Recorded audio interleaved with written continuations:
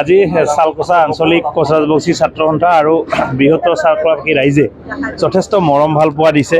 ইয়াতে আদি বিশেষ সম্বৰ্ধনা অনুষ্ঠানৰ আয়োজন কৰিছে, তাৰ কাৰণে তেওঁলোকক ধন্যবাদ জ্ঞাপন কৰিছোঁ।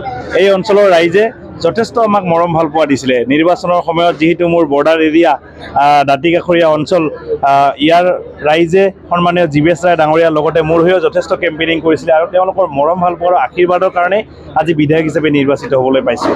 আৰু তাৰ কাৰণে আজি তেওঁলোকে মাতি আনি যি মৰম ভাল পোৱা দিছে, আগন্তুক দিনত এই অঞ্চলৰ যিবিলাক সমস্যা আছে আমি একেলগে মিলি সমস্যাবিলাক সমাধান কৰিবলৈ যত্ন কৰিম।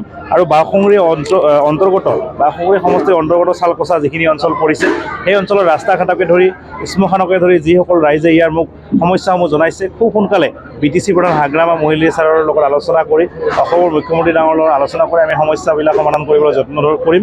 BTC প্ৰধান হাগ্ৰামা মহিলাৰীয়ে এই অঞ্চলত বসবাস কৰা প্ৰতিটো জাতি জনগোষ্ঠীক একেলগে আগবঢ়াই লৈ যাব বিচাৰিছে আৰু আমিও সকলোৱে মিলি এই অঞ্চলৰে সন্মানীয় বিধায়ক, মই তথা আমাৰ সন্মানীয় একেলগে মিলি ইয়াত বসবাস কৰা প্ৰতিটো জাতি জনগোষ্ঠীক একলগ কৰি আমি উন্নয়নৰ কাৰণে কাম কৰিব ওলাইছোঁ।